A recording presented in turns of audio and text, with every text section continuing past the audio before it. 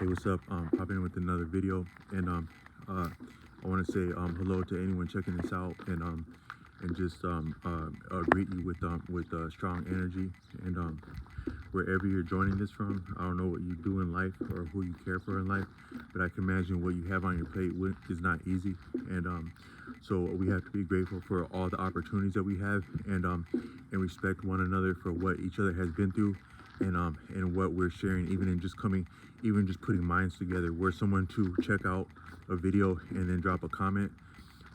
That's a collaboration because you had to invest the attention to, you have to have the resources and the wherewithal. Wherewithal doesn't mean your state of mind, it means like resources. You have to have the wherewithal to have the opportunity and standing to view something. You have to have the interest in the engagement to hear someone, and it takes a degree of respect to hear, as it takes to communicate, because it's a deep communion when you're communicating. And if there's an overlap in the respect, there's not respect, esteem, the communication can break down. And actually, if you get someone that has enough contempt for you, it can actually become difficult to enunciate yourself, because something about that feedback is very dynamic. So I don't know if anyone witnessing this has experienced it, but you get someone disagreeable enough and maybe subtle enough, and influential enough themselves, and it can be difficult to actually get words out your mouth if someone has enough contempt, because that's actually how deep we're communing. But all I meant to say is, we're someone to check out a video and so much as like it, leave a comment, even leave a view. That's still collaboration and feedback, because it gives a sense of what's tractable, what's landing and not, and that helps me out. And then so I hope that the content can also help another person out.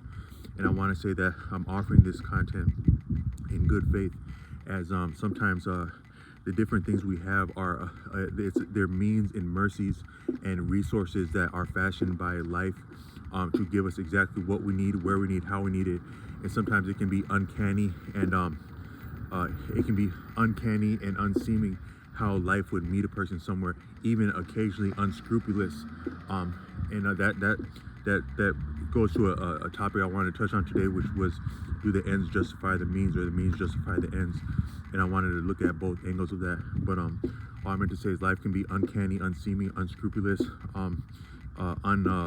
unexpected, unprevented, unsought for, unasked for, unapologetic, ungrateful, unrelenting, unflinching, just maybe we all work for the UN, actually, on anything but things work out on the most part. But within that, we just have to be simply grateful, and the deepest thing is just respect.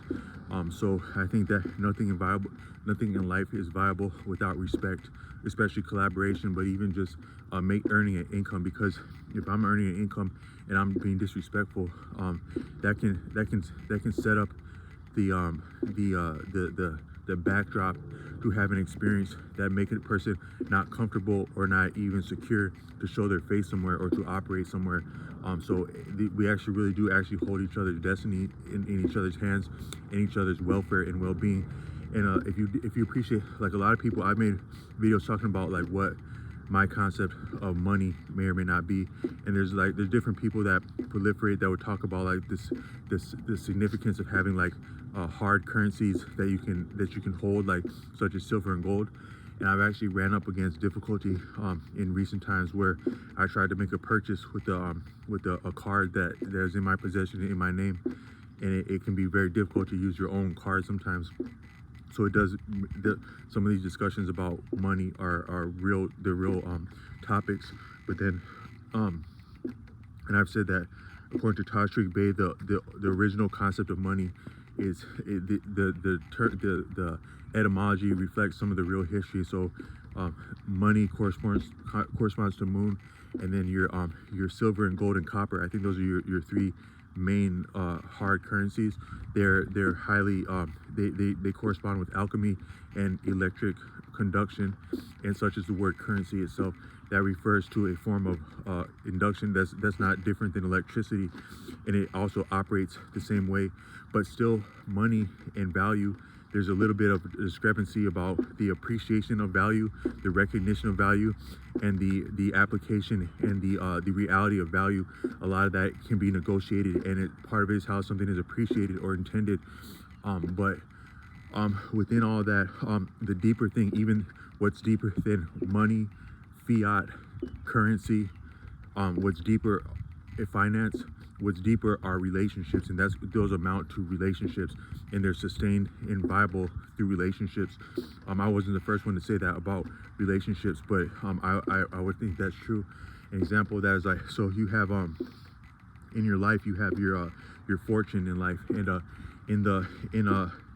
in like, if you were, sometimes you can, I think maybe one of our prerogatives in modern times is to find overlap and contrast and complement and contrast between different traditions of faith and learning as they're available to us now, and we have access to them. And one, maybe I've appreciated that in biblical terms, I've met people in faith settings that say that when you fall up on hard times, the way to sustain that is to not to necessarily go and apply for something or ask for something, although that can be part of it.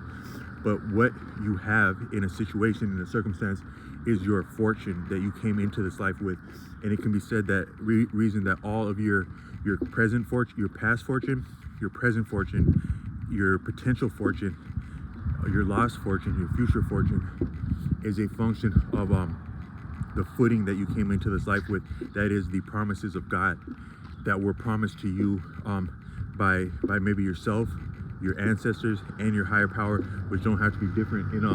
In the African traditions, I've quoted Morris Brooklyn, an outstanding YouTuber and scholar that can really hold his own with anyone of our generation. He's of like I think he would be of like the millennial generation, but he's an outstanding scholar, and he said that sometimes the term ancestors that's maybe been appropriated from African cultures.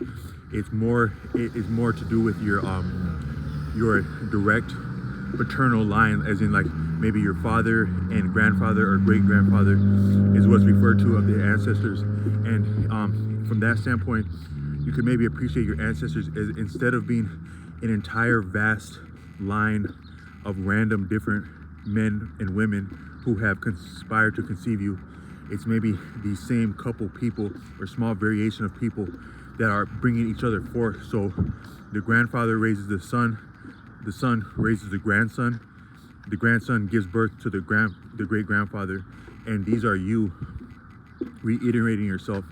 Then that's very crude. That's not exact by any means, but that's another appreciation of the ancestors, is that it doesn't have to be an entire swath of ancestors. And even if it were an entire vast swath and sample, you would be related to yourself again and again, where you would have those different lines of a tree. We appreciate it as we come from, like me, myself, and I, and we think that we have this profound family tree that's isolated, but you would probably be running over and related to yourself a couple times without speaking towards like that, how that could be a problem genetically, how close or far that overlap would be, but you can still be appreciated that we're related to ourselves a few times over.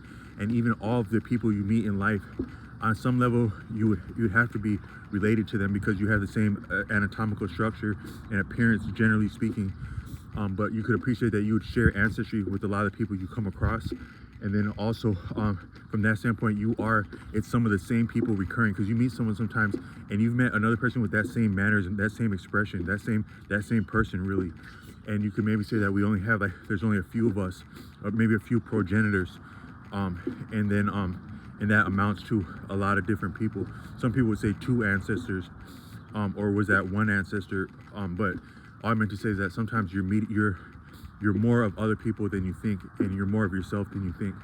But according to a woman that I met in church who was talking about sustaining hard times, she was giving testimony at a Bible study on a Wednesday, and it actually helped me sustain something difficult I was going through, then something of a spiral.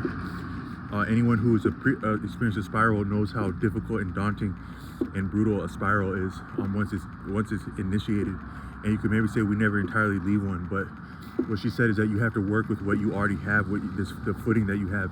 And one is the different people you were exposed to growing up, the type of people you met growing up. Your experiences there give you certain graces that amount to you sustaining footing that allows you to earn finance and so forth. So that's one example of the promises, the blessings that you come as a function of your footing entering this life.